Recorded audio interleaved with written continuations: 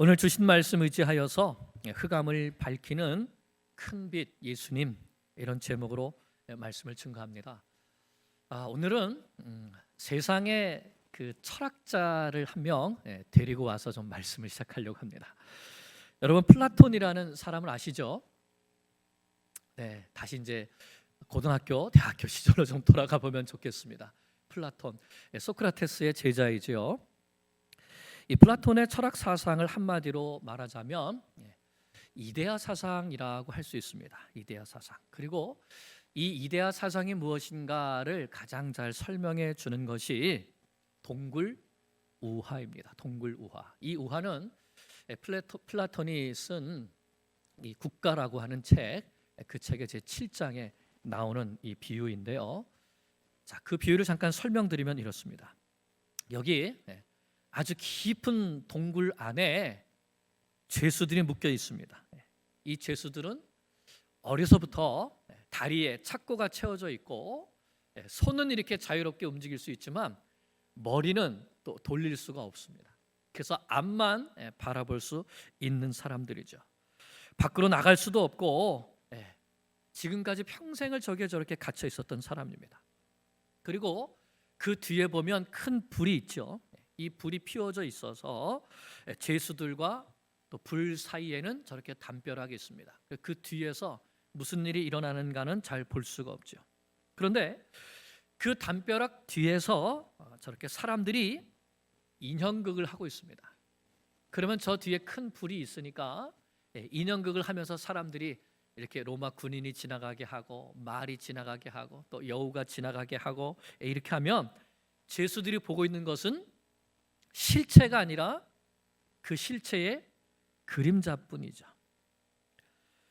그런데도 죄수들은 뒤를 돌아볼 수가 없고 앞만 볼 수밖에 없으니까 저게 뒤에 실체가 불에 의해서 그림자가 비춰진 거다라는 생각을 전혀 하지 못하고 앞에 있는 그림자가 저게 진짜다, 저게 실체다라고 생각하면서 그림자로 보여지는 이 세상이 진짜 세상이다라고 믿고 산다는 것입니다.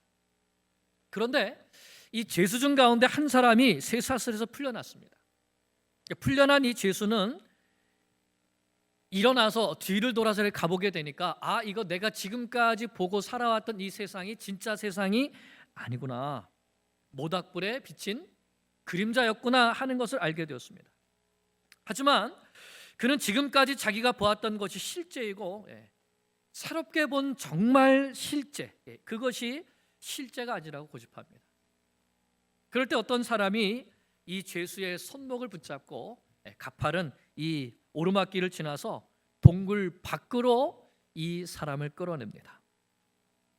그러자 강렬한 태양빛이 비치게 되니까 이 사람이 눈을 뜰 수가 없죠. 시간이 어느 정도 지나게 되니까 눈을 슬그머니 뜨게 됐는데 나무의 그림자가 보이고, 이 그림자는 익숙하죠. 나무의 그림자가 보이고 또 시간이 어느 정도 지나니까 호수에 비친 자신의 모습이 보이고 또 좀 더 시간이 지나니까 나무와 꽃과 같은 이런 실체들을 보게 되고 마침내 이 모든 것들을 볼 수 있게 해주는 태양빛까지 보게 되온 것입니다. 그래서 그는 사계절이 있고 1년이 지나가고 또 눈에 보이는 이 모든 것들을 태양이 주관한다 하는 것을 깨닫게 됩니다. 그리고는 다시 동굴 속으로 들어가죠. 그래서 쇠사슬에 매여 있는 그 동료들에게 자신이 보고 경험한 이 모든 것들을 다 이야기합니다. 태양빛이 있는데 이 태양빛이 모든 것을 보이게 하고 모든 것을 존재하게 하고, 그래서 우리는 이 동굴 안에 갇혀 있는 삶이 아니라 동굴 밖으로 나가야 된다, 이렇게 설득을 합니다. 자, 그런데 이 갇혀 있는, 잡혀 있는 죄수들 중에서 누가 그것을 믿었을까요? 아무도 믿지 않았습니다. 오히려 미쳤다고 이 사람을 조롱을 하고 심지어는 그를 죽이기까지 했다라는 말입니다. 플라톤의 이 우화를 통해서 무엇을 이야기하고 싶었을까? 그림자와 같은 이 현실 세계에 갇혀서 살면 안 되고 태양빛이 있는 이데아의 세계로 나아가야 한다 하는 것입니다. 그러기 위해서는 사로잡혀 있는 죄수와 같은 일반 사람이 아니라 태양빛을 본 사람, 암묵적으로 소크라테스를 말하는데 이와 같은 철학자가 세상을 다스려야 한다는 것입니다. 그래서 국가편에서 이 우화를 든 것이죠. 빛을 본 사람, 실체를 본 사람이 나라를 다스릴 때 그 나라가 이상적인 국가가 된다 하는 것을 주장합니다. 하지만 사람들이 그 철학자를 죽였는데 그 철학자가 바로 소크라테스다라고 하는 것이죠. 제가 왜 이 플라톤 이야기를 이렇게 길게 했을까요? 그것은 정말 플라톤은 BC 5세기 사람입니다. BC 427년에서 한 340 몇 년 정도까지 살았던 사람이니까 예수님이 오시기 전의 사람입니다. 또 성경에 나오는 사람도 아니죠.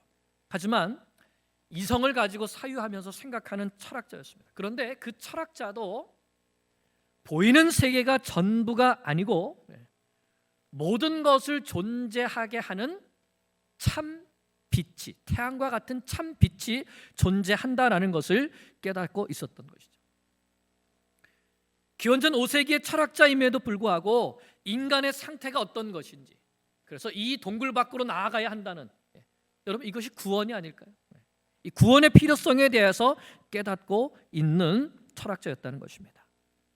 메시아 예수 그리스도에 대해서는 전혀 알지 못했지만 모든 사람들은 동굴에 갇혀 있는 죄수와 같다는 것, 그들을 동굴 밖으로 이끌어내야 한다는, 그들에게는 구원이 필요하다는 것, 그래서 그들을 빛으로 인도되어야 한다는 것, 그리고 국가는 빛을 보고 아는 자에 의해서 다스려져야 한다는 것, 이것이 플라톤의 정치 철학이었습니다. 그런데 이 플라톤으로부터 약 400년 정도 지난 다음에 예수님의 한 제자가 이렇게 외칩니다. 한 참빛, 곧 세상에 와서 각 사람에게 비추는 빛이 있었나니 그가 세상에 계셨으며 세상은 그로 말미암아 지은 바 되었을 때, 빛이 세상을 지었다는 것이죠. 세상에 그를 알지 못하였고 자기 땅에 오매 자기 생명이 영접하지 아니하였으나 영접하는 자, 곧 그 참빛을 영접하는 자, 그 이름을 믿는 자들에게는 하나님의 자녀가 되는 권세를 주셨으니. 요한이 무엇을 말하는 것이죠? 세상을 존재하게 하는 참빛, 사람들을 구원하여서 생명을 주는 그 빛, 그 빛이 누구라는 것입니까? 예수님이라고 말씀하고 있는 것이죠. 그래서 요한은 이 요한복음을 통해서 참 빛이신 예수님이 죄인들을 구원하여서 하나님의 나라로 인도하는 참된 왕이시라는 것을 선포하면서 모든 죄인들이 이 예수님을 믿고 그분의 다스림을 받아야 한다는 것을 증언하는 것입니다. 그것이 요한복음입니다. 오늘 우리가 읽은 이 본문 말씀도 바로 그 말씀을 우리에게 해주는 것이죠. 예수님이 참 빛이시다. 예수님이 흑암의 권세를 물리치시는 큰 빛이시다. 이 말씀을 주는 것입니다. 오늘 말씀을 통해서 우리도 이 예수님을 영접하여서 흑암을 물리치시는 큰 빛 예수님을 만나고 이 빛의 인도함을 받아 생명에 인도되는, 생명의 삶을 살아가는 우리 삶이 될 수 있기를 간절히 축원합니다. 먼저 오늘 말씀은 예수님께서 세례 요한에게 세례를 받으신 다음에 40일 동안 금식하셨습니다. 그리고 사탄에게 시험을 받으시고 그 시험을 이기시고 이제 본격적으로 공생애를 시작하시는 것에 대한 말씀입니다. 그런데 마태복음은 예수님께서 공생애를 시작하시는 이 때를 어두움이 가득한 때, 흑암의 때라고 묘사하고 있습니다. 12절을 보면 예수님께서 요한이 잡혔음을 들으시고 라는 말씀으로 시작되죠. 요한이 잡혔다. 이건 어떤 사건을 말씀하는 것일까요? 여러분, 세례 요한은 어떤 사람이었습니까?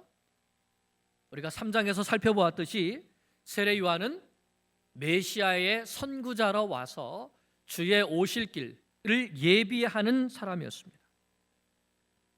세례 요한은 세상을 향해서 회개하라, 천국이 가까이 왔느니라 라는 메시지를 전파하는 자였습니다. 낙타털 옷을 입고 메뚜기와 석청을 입으면서 회개의 세례를 주는 의인이었습니다. 누가복음 3장을 보면 그는 불의한 세상을 향해서 공의로운 삶을 살아야 한다고 외치는 자였습니다. 옷 두 벌 있는 자는 옷 없는 자에게 나눠주라. 먹을 것이 있는 자는 먹을 것 없는 자에게 나눠주라. 세리는 정한 세금 위에는 더 빼앗지 말아라. 더 거두지 말아라. 군인들에게는 사람들에게서 강탈하지 말고 받는 급료를 족한 줄로 알라. 그래서 사람들은 이 요한이 그리스도인가 하며 생각했습니다. 그런데 이런 요한이 어떻게 되었다는 것이죠? 요한이 붙잡혔다 하는 것입니다. 헤롯 왕이 요한을 붙잡았습니다. 그 당시 헤롯은 유대 지역을 다스리는 분봉왕이었습니다. 그런데 이 헤롯이 자기 동생인 빌립의 아내를 빼앗아서 자기 아내로 삼았죠.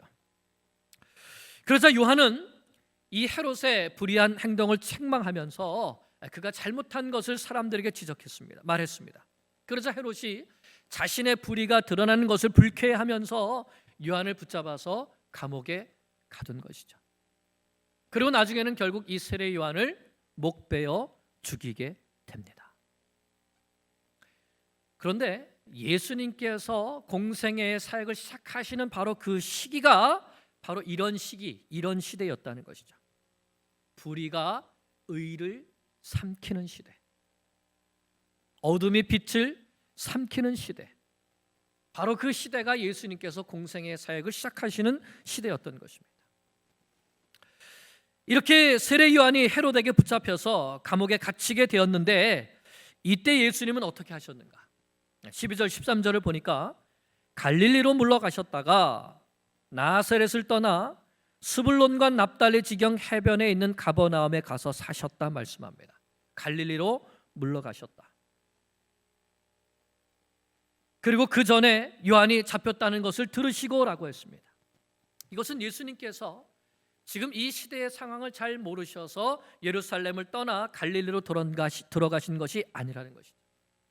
이 시대의 상황이 어둡다는 것을 아시고 갈릴리로 가셨다는 것입니다. 그러면 왜 예수님께서 갈릴리로 가셨는가? 왜 성전도 있고 종교 지도자들도 있고 많은 사람들이 오가는 예루살렘에서 사역을 시작하시는 것이 아니라 왜 이스라엘의 북쪽 변방에 있는 갈릴리 땅에서부터 가버나움으로 가셔서 왜 그곳에서부터 사역을 시작하시는가 하는 것이죠. 그 답이 바로 14절에 있습니다. 14절 같이 읽습니다. 이는 선지자 이사야를 통하여 하신 말씀을 이루려 하심이라. 하나님께서 이사야 선지자를 통하여서 이미 예언해 주신 말씀이 있는데 그 말씀을 이루어 드리기 위하여서 갈릴리로 가셨다는 것입니다. 그럼 그 예언의 말씀이 무엇인가? 15절 16절이죠. 스불론 땅과 납달리 땅과 요단강 저편 해변길과 이방의 갈릴리여, 흑암에 앉은 백성이 큰 빛을 보았고 사망의 땅과 그늘에 앉은 자들에게 빛이 빛이었도다 하였느니라. 이 말씀은 이사야서 9장 1절 2절에 있는 말씀입니다. 이사야 선지자는 이스라엘의 북방 그 변두리에 있어서 늘 침략자들에게 고통을 당하던 스불론 땅과 납달리 땅, 갈릴리 땅에 하나님께서 구원자를 보내셔서 그들을 깊은 어두움과 사망의 그늘에서 구원해 주실 것을 예언하게 하셨습니다. 그것이 이사야 9장 말씀입니다. 그런데 하나님께서 그들을 구원하시는데 누구를 통하여 구원하시는가? 여러분이 아주 잘 아는 말씀이 그 다음에 나오죠. 이사야서 9장 6절 7절에 이렇게 말씀합니다. 같이 읽겠습니다. 이는 한 아기가 우리에게 낳고 한 아들을 우리에게 주신 바 되었는데 그의 어깨에는 정사를 메었고 그의 이름은 기묘자라 모사라 전능하신 하나님이라 영존하시는 아버지라 평강의 왕이라 할 것임이라. 그 정사와 평강의 더함이 무궁하며 또 다윗의 왕자와 그의 나라에 군림하여 그 나라를 굳게 세우고 지금 이후로 영원히 정의와 공의로 그것을 보존하실 것이라. 만군의 여호와의 열심히 이를 이루시리라. 아멘. 그 변방의 스불론, 납달리, 갈릴리 땅에 구원의 빛을 비춰줄 건데 그 구원자가 누구라는 것입니까? 한 아기로 오신 평강의 왕, 기묘자, 모사, 영존하시는 아버지, 다윗의 왕위에 앉아서 하나님의 나라를 영원히 정의와 공의로 다스릴 그 왕, 누구이십니까? 예수 그리스도. 예수님이 스불론과 납달리와 갈릴리 땅에서 빛의 사역을 시작하셨다는 것은 바로 이사야 선지자가 예언한 그 평강의 왕, 그 왕이 누구라는 것입니까? 나 예수가 바로 그 평강의 왕이라는 것이죠. 그래서 예수님은 이 말씀을 성취해 주시기 위해서 가장 어두운 땅인 흑암의 땅으로 찾아가셨다는 것입니다. 마태는 그 땅에 앉은 사람들을 뭐라고 표현했는가 하면 흑암에 앉은 백성이라고 했습니다. 이건 주저앉아 있는 모습을 말하는 겁니다. 사망의 땅과 그늘에 앉은 백성이라고 했습니다. 참 기가 막히는 표현이죠. 스스로의 힘으로는 일어날 수도 없는, 손가락 하나 까딱할 수 없는 흑암이 깊고 어둠과 사망이 깔려 있는데 그 가운데 주저앉아서 어쩔 수 없는 사망의 노예가 되어 있는, 어두움에 사로잡혀 있는 그들에게로 찾아가셨다는 것이죠. 여러분, 그 땅은 옛 북이스라엘 왕국의 땅입니다. 북이스라엘은 여로보암이 왕이 되어서 다윗의 길로 가지 않고 여로보암의 길로 간 그 나라들 왕조이죠. 여로보암은 어떻게 했습니까? 단과 베델에 금송아지를 세워놓고 이스라엘 백성들로 하여금 그 금송아지 우상을 섬기게 했습니다. 레위 사람이 아닌 보통 사람으로 제사장을 삼아서 레위인들을 하나님께서 이스라엘의 48개의 성읍에, 그들에게 땅을 주지 않고 48개의 성읍에 다 흩어져 살게 하신 이유가 무엇이죠? 말씀을 가르치라고. 그런데 레위인이 아닌 보통 사람으로 제사장을 삼았으니 보통 사람이 말씀을 알까요? 말씀을 알지 못합니다. 이스라엘 땅에 말씀이 사라지게 한 것이죠. 그 다음에 절기도 비슷하게 바꿨습니다. 비슷하게 바꿨어요. 그 목적이 무엇이었는가? 이 북이스라엘 백성들이 남쪽 유다 예루살렘 성에 내려가서 거기에서 하나님을 예배하지 못하도록, 혹시 거기 예배하러 갔다가 그들이 마음이 바뀌어서 자기에게 반역할까 봐, 그래서 하나님을 참되게 예배하지 못하게 한 것이죠. 거기에다가 이스라엘 모든 왕 중에서 가장 악한 왕이 누구이죠? 아합 왕입니다. 아합은 바알과 아세라를 본격적으로 이스라엘 땅에 데리고 와서 이세벨을 아내로 삼고 그 아내 이세벨이 바알을 많이 섬기게 해서 바알의 선지자들이 왕궁에서 주는 녹을 먹게 했습니다. 그건 무슨 뜻이죠? 국가 공무원이 됐다는 거예요. 바알과 아세라 제사장들이 나라에서 주는 녹을 먹었다는 것이죠. 그것은 무슨 뜻입니까? 여호와 종교가, 여호와를 섬기는 이 하나님을 섬기는 이 신앙이 국교가 아니라 바알과 아세라를 국교로 만들었다는 겁니다. 그래서 북이스라엘은 아수르에 멸망당하게 되죠. 아수르는 이스라엘 사람들을 뽑아다가 여러 나라에 흩어버립니다. 그리고 이방의 여러 민족들을 이스라엘로 데려다가 강제 결혼을 시키게 되죠. 섞어버린 겁니다. 피를 섞어버린 거죠. 그래서 그들의 민족성만 말살된 것이 아니라 각 나라에서 온 그 사람들이 자기 나라에 섬기던 그 신들까지 다 가지고 와서 피도 섞였고 종교도 섞였고 모든 것이 다 섞여버린 겁니다. 완전히 혼합주의로 만들어버린 것이죠. 하나님도 섬기고 우상도 섬기고 민족적인 정체성도 잃고 종교적인 정체성도 잃고, 그래서 그 모습이 바로 흑암에 있는, 사망의 그늘에 앉아있는 완전히 깊은 절망에 빠져있는 모습이었다는 것입니다. 그저 가만히 앉아서 죽음으로 끌려갈 수밖에 없는 상태, 바로 그런 상태에 있는 사람들에게 예수님께서 가셨다는 거예요. 왜 가셨습니까? 왜 가셨습니까? 그들에게 생명의 빛을 비춰주시기 위해서. 깊은 어둠에 갇혀있는 사람들에게 가장 필요한 것은 무엇이죠? 빛입니다. 빛입니다. 사망 가운데 사망의 그늘에 앉아있는 자들에게 필요한 것은 무엇입니까? 생명입니다. 그런데 예수님이 생명의 빛이시죠. 모든 어두움과 사망을 물리치는 생명의 빛이시기 때문에 예수님께서 버림받고 고통당하는 그 사람들에게 생명의 빛을 비춰주시고자 그 갈릴리 땅으로 찾아가신 것입니다. 여러분, 예수님은 어떻게 어두움을, 어떻게 사망을 물리쳐 주십니까? 큰 빛이신 예수님, 자기 자신이 생명의 빛이시기 때문에 복음의 밝은 빛을 어두워진 마음속에 비춰주심을 통하여서 생명을 주시는 것입니다. 여러분, 왜 모든 사람이 깊은 어두움 가운데 있을까요? 로마서 1장이 모든 사람이 죄에 빠져 있는 그 이유를 이렇게 말씀하고 있습니다. 로마서 1장 21절입니다. 하나님을 알되 하나님을 영화롭게도 아니하며 감사하지도 아니하고 오히려 그 생각이 허망하여지며 미련한 마음이 어두워졌으니, 모든 사람이 그 마음과 영이 어두워졌다는 겁니다. 하나님께서 창조하신 모든 만물을 통해서 하나님을 알 수 있는데 하나님을 영화롭게 하지 않고, 하나님께서 사람에게 주신 하나님의 형상을 통하여서 하나님을 알 수 있는데 하나님께로 나아가지 않고 그 생각이 허망하여져서 그 마음이 어두워졌다는 것이죠. 그래서 어떻게 하죠? 그래서 어둠에 빠져서 죄를 짓는데 대표적인 죄들을 말하고 있습니다. 사람이 사람의 모양 또는 짐승의 모양, 기어다니는 무슨 뱀의 모양과 같은 이런 각종 우상들을 만들어 놓고 이것이 너희를 구원하는 하나님이다, 이것이 너희를 복주는 하나님이다 라고 한다는 것이죠. 우상 숭배입니다.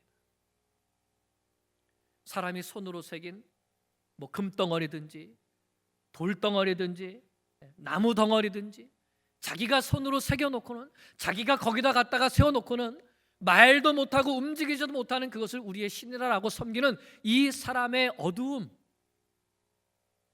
둘째는 어떤 죄이죠? 술 취함과 음란과 방탕함을 말하고 있습니다. 남자가 남자와 여자가 여자와 동성애를 함으로 하나님께서 정해진 순리를 깨트린다고 하는 것이죠. 셋째는 우리 각 사람이 범하는 모든 죄악을 말하고 있습니다. 모든 불의와 추악과 탐욕, 시기, 살인, 비방, 교만, 부모를 거역함, 약속을 지키지 않는 것.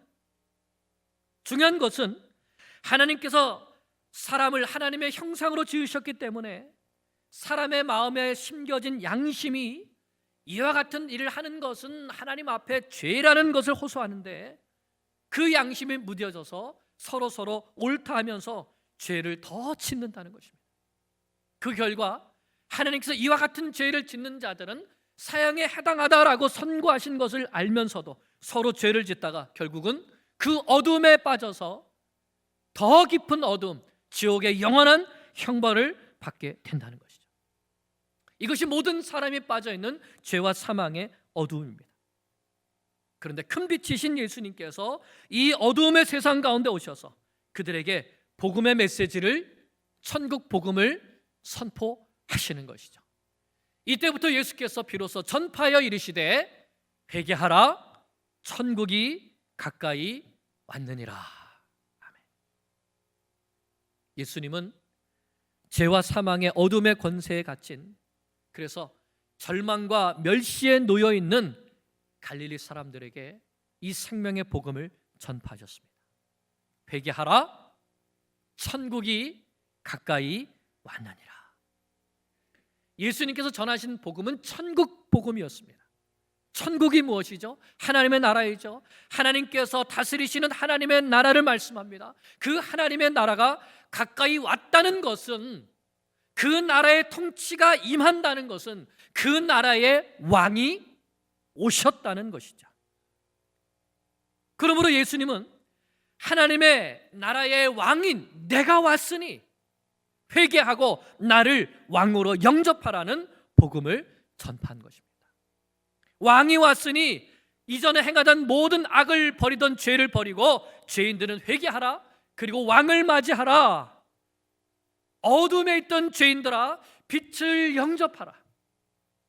그러면 너희는 사망에서 생명으로, 어두움에서 빛으로 옮겨지게 될 것이다. 어둠을 밝히는 큰 빛이신 예수님께서 오셔서 죄와 사망의 어둠 가운데 신음하는 자들에게 생명의 큰 빛을 비춰 주신 것입니다. 누구든지 예수님을 영접하는 자는 생명의 빛을 얻게 되는 것입니다. 그러므로 오늘 이 메시지는 오늘도 여전히 흑암에 앉아있고 사망의 그늘에 앉아있는 수많은 사람들에게 꼭 전파되어야 되는 메시지입니다. 그러기 위해서는 내가 먼저 예수 그리스도께로부터, 큰 빛이신 예수님께로부터 생명의 빛을 얻어야 하는 것이죠. 어떻게 할 수 있습니까? 회개하고 그 예수님을 나의 구주로 영접하면 되는 것이죠. 십자가에서 죽으심으로 죄의 문제를 해결해 주시고 죄의 흑암의 권세를 해결해 주시고 부활하심을 통하여서 사망의 그늘에 앉은 자들에게 생명을 주신 그 예수 그리스도, 그 예수님을 영접함을 통하여서 우리는 생명의 빛 가운데 다니게 되는 것입니다. 진리를 알고 진리 가운데 걸어가며 생명의 빛 풍성한 삶을 누리게 되는 것이죠. 여러분, 이 예수님을 영접하셨습니까? 생명의 빛이신 예수님을 나의 구주로 영접하셨습니까? 그러면 우리는 빛 가운데로 걸어가며 진리 가운데 살아가게 될 것입니다. 그리고 우리는 이 빛을 온 세상에 전파해야 됩니다. 예수님께서 흑암이 깊어진 그 갈릴리 땅을 찾아가셔서 그 땅 가운데 생명의 빛이신 자신을 선포하여 주신 것처럼 오늘 여전히 죄와 사망 가운데 갇혀있는 그들에게 우리도 나아가서 예수 그리스도의 생명의 빛을 전파해야 되는 것이죠. 죄와 어둠의 사망에 깊이 빠져있던 한 사람이 있었습니다. 그의 이름은 사울이었습니다. 그는 예수 믿는 자들을 핍박하던 자였습니다. 그런데 그 사울이 예수님을 만나게 되죠. 어떻게 만나게 되었습니까? 태양빛보다 더 밝은 빛으로 오신 예수 그리스도를 만나게 되었습니다. 사울아, 사울아, 내가 왜 나를 박해하느냐? 주여 니시오니까 나는 내가 박해하는 예수라. 바울은 그 예수님이 생명의 빛이라는 것을 보았습니다. 그 예수님이 부활의 주라는 것을 보았습니다. 그리고 그는 바뀌었습니다. 예수님께서 말씀하신 대로 너는 이방인을 위하여 택한 나의 그릇이라는 이 말씀 따라서 그는 이방인의 사도가 되어서 어둠에 있는 모든 자들에게 나아가서 힘을 다하여 자기 생명조차 아끼지 않으며 생명의 빛 대신 예수 그리스도를 전파하고 많은 사람들을 생명으로 인도하였던 것이죠. 오늘 하나님께서 그 사명을 누구에게 맡기셨습니까? 나에게 맡기셨습니다. 우리에게 맡기셨습니다. 교회에 맡기셨습니다. 흑암에 찾아가셔서 생명의 빛을 비춰주신 그 예수님, 그 예수님을 인하여 나도 생명의 빛 가운데 거하게 된 것을 우리가 깊이 깨닫고 그 예수님께 감사와 찬양과 영광을 올려드릴 뿐만 아니라 오늘도 깊은 어둠 가운데 사망의 그늘 가운데 주저앉아 있는 사람들에게 생명의 빛을 받은 우리가 먼저 나아가서 그들에게 큰 빛이신 예수 그리스도를 증거하는 은혜가 우리 가운데 있게 되기를 간절히 축원합니다. 기도드리겠습니다.